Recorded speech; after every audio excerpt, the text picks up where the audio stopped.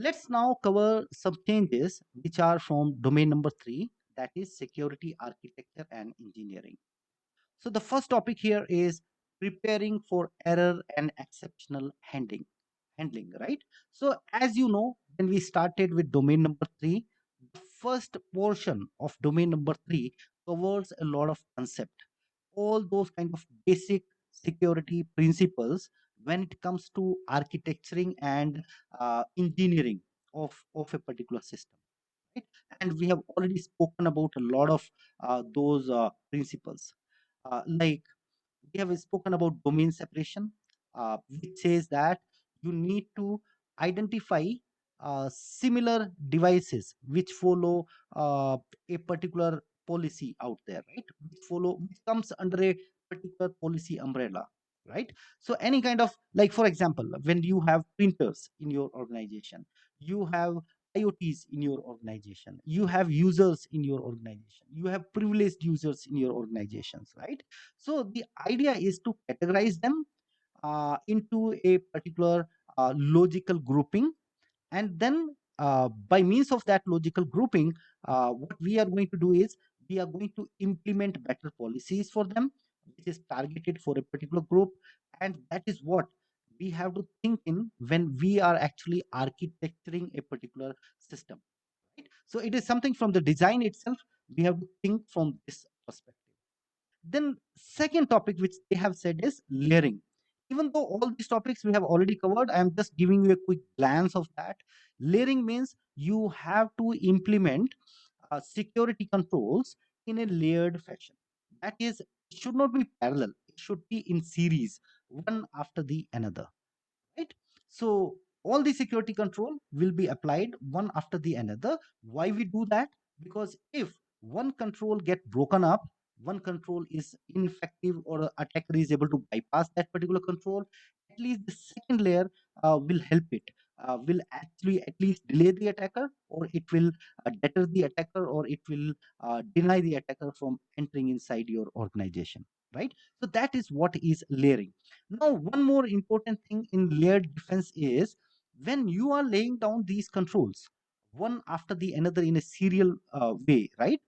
Make sure that the skill required for the attacker to break one control should not be the same in the second layer as well, because already the attacker might have mastered a particular skill, and then he will keep going. If you're using the same controls one after the another, no use, right? You may have 7 doors with same lock. Attacker, if he is able to, he is an expert in unlocking one type of door, then other doors can also be unlocked very easily, right? So you have to think of controls in a way that requires attacker different type of skills to break those kind of controls out there. So that is what is the concept of layered control. Then the third concept is encapsulation. We use encapsulation a lot. That means what is encapsulation? So encapsulation is a way to hiding details. How do we do that?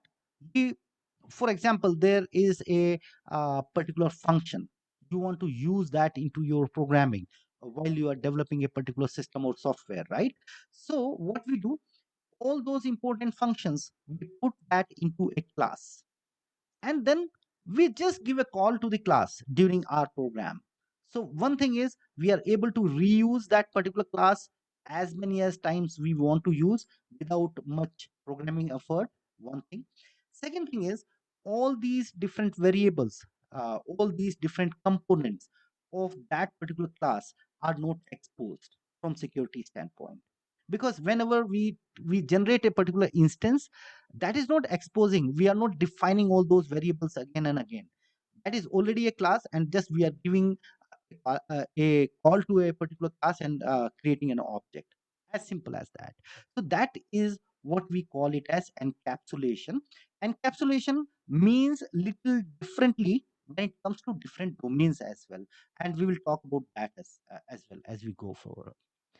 Next one is redundancy. So, redundancy, I think all of you might already be familiar. Redundancy is the capability of a system to function even during some kind of disruption, right?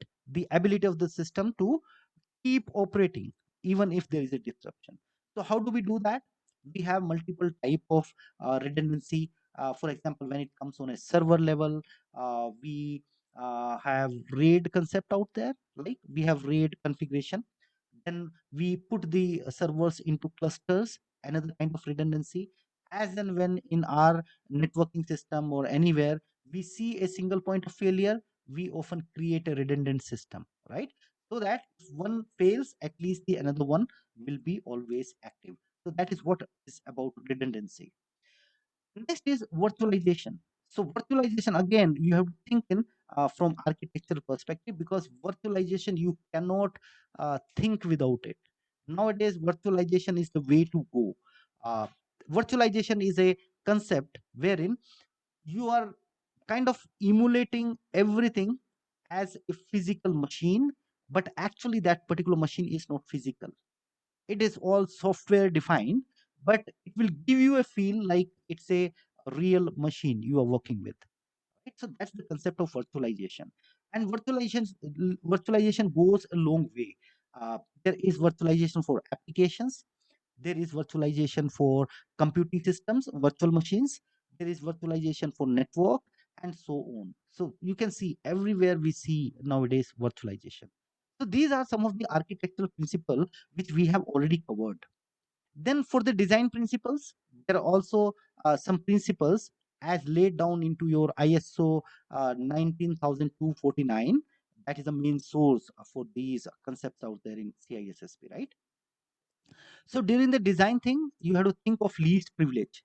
Always minimize privileges for people. Keep them to the least as possible. Then attack surface minimization. Always try to lower down the attack surface. For example, you are commissioning a new server. Do not keep unwanted ports open. Do not keep unwanted services open, because that is doing nothing. That is just exposing your system to the attacker. Right. So keep that limited. Harden your system. That's the concept here.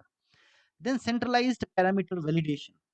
Always try to validate all the parameters which are collected by your applications and everything at a single point in time.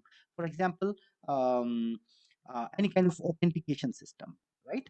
Let them go through a single source of authentication, so that we are having a proper check, we are able to have proper accounting, we are able to have proper logs which are created. Okay, so with that perspective, we have to follow the centralized parameter validation. Then centralized general security services. That means all your security services, it is always better if you have a central control. And to give you an example, like for example, in your company, when you go to your office, right, there is generally an active directory what we have. Okay, so active directory is what? It's a centralized control, centralized directory, which takes whole control of all the access related things. Correct. So that is how all the services which we are using, for example, if we are using SIM services, so SIM services means we have to use a single solution, and all the logs from your enterprise should come to your SIM device, and that is where we will be able to uh, analyze any kind of anomaly and all. So all those security services should be centralized. That's the concept. And finally, this is what actually we wanted to cover in this particular section, right? This is preparing for error and exception handling. So this is a new design principle which has been introduced into the new changes. So the idea here is, whenever you are developing a particular system, do not think it is never going to fail. There are some errors which are bound to happen. You have to think with those perspective. You have to think about those use cases and then prepare for it.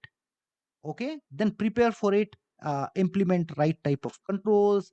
For example, if a system fails, some kind of error happens, then you need to minimize the details which are provided to the user of the system.